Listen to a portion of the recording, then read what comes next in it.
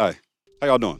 Probably not used to seeing me on this channel. The founder and CEO of Spotify, the biggest music streaming service in the world, seems to think that making music is free. In May, Daniel Ek tweeted, "Today, with the cost of creating content being close to zero, people can share an incredible amount of content." If anyone else said that, we'd shrug our shoulders and dismiss him as just another out-of-touch billionaire.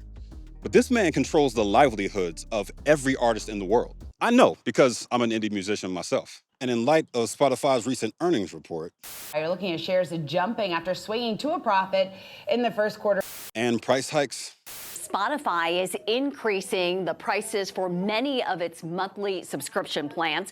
X comments reveal something essential about Spotify's business model: a predatory relationship between the streaming giant and the artists they claim to serve. He's created a company that lures artists in with gimmicks, engages in wage theft because he believes music is free to create, and cuts deals with the labels to avoid getting shut down. It all resembles a pyramid scheme that benefits only a tiny fraction of the artists, making Spotify billions. Today, we're diving deep into how Spotify is changing the music industry forever, and how 99% of artists have been left behind in the process.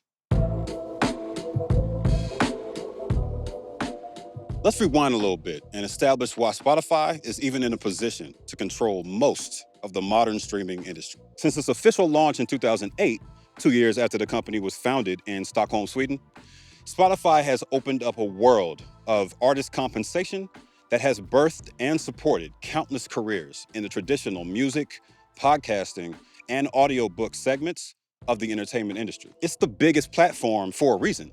The company's innovative recommendation system and marketing initiatives, such as Spotify Wrapped, made them the go-to platform for several generations of fans. One similarity between a pyramid scheme and Spotify is immediately apparent to anyone who's been involved in either of them. The majority of participants aren't paid well. When it comes to determining if Spotify is paying artists fairly, we could start by throwing out the stats typically cited about Spotify's user base, that they have over 10 million artists, for example. Except that's not the real number of active artists with a viable fan base. Spotify's FAQ site, Loud and Clear, was established as the PR resource for the company to defend itself against, well, videos like this one. It represents their absolute best shot at making themselves look good for investors, the press, and Spotify artists like me. Loud and Clear clarified in March of last year that there's actually about 225,000 emerging artists. In other words, artists who've released at least 10 songs and have 10,000 monthly listeners. You know, those artists Spotify focuses on because they're most dependent on streaming as part of their livelihood. But when you actually break down the profits behind these artists, you'll realize that they're not actually capable of making a living. Last year, of those 225K emerging artists, only 66,000 of them made $10,000 on the platform. Spotify claims we can likely assume those artists made 4 times that revenue from other streaming sources outside Spotify, like Apple Music.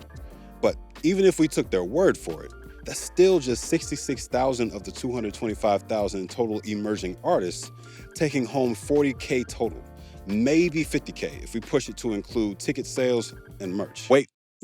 Let's dig a little deeper into where those payouts go. The overwhelming majority of artists don't write and produce their own music, even if they do own their publishing. Best case scenario for those artists is a fraction of that total payout. Let's say 25% to be very generous. Wait, one more time. We gotta consider this. A lot of artists ain't solo acts. You gotta split that money with that bass player and lead guitarist that never pays you back for that new amp. Hold up. Yeah, well, technically it is true that we don't pay artists directly.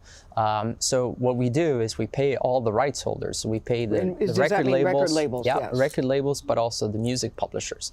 A lot of artists also don't own their publishing, and they have to pay managers, agents, distributors, and whoever else. Yeah, those 66,000 artists they're so proud of in this chart, our estimates are so messed up at this point that I can't pull a real figure, but at best, that total annual revenue per artist number is dangerously low. The other artists on this chart pulling in $100,000 a year or $1 million a year, the former are almost definitely making close to the minimum wage, and the latter are doing pretty good, as long as they didn't sign the same deal TLC did. That's 0.5% of us, the music superstars. So after all these assumptions and estimates, what do we know for sure? We've established that at best, less than 30% of the artists Spotify considers commercially viable are earning $40,000 to $50,000 a year all in, easily less than minimum wage on an individual basis. The top earners don't even make up a full percent, so the other 70% of those artists are making poverty wages. Spotify's official 2020 Wrapped dropped a stat that unintentionally revealed how dire the situation is in the modern era. 60,000 artists hit the 100,000 monthly listener mark that year, which sounds great until you do the math and realize how little revenue is driven by these large listener counts. The entire city of Wichita Falls, Texas, could be listening to you once a month.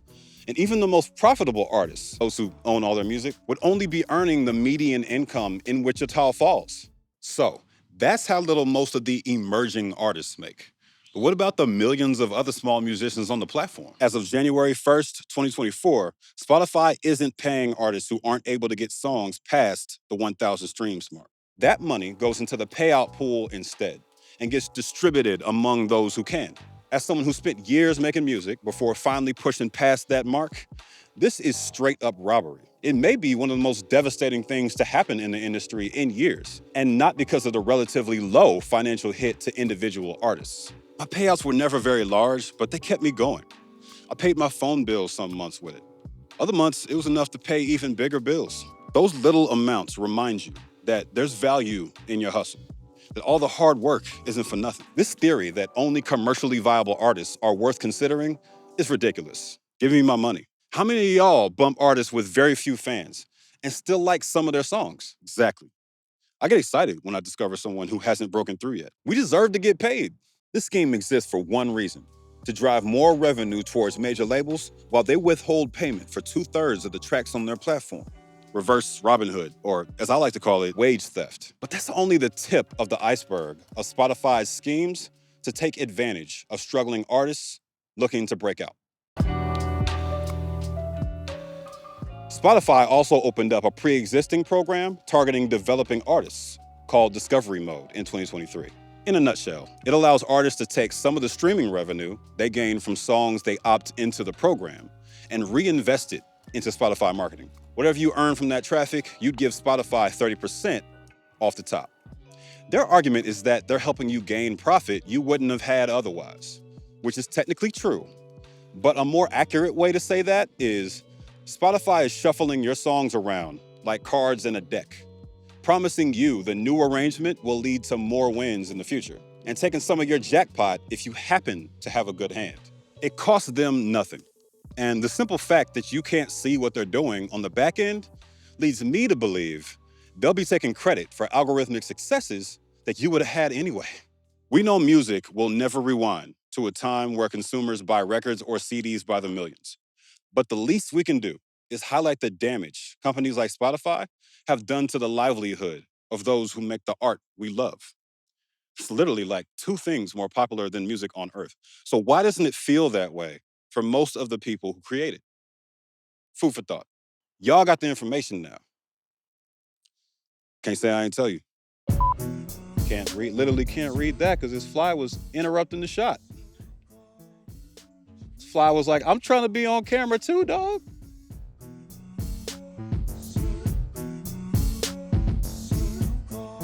Thanks for watching. Spotify has been the bane of a large chunk of my existence for a long time. And this is actually my second time talking about them. This was therapy. Y'all just happen to also be here. If you want to see more episodes, click the thing. Don't forget to like and subscribe. We'll see y'all again real soon.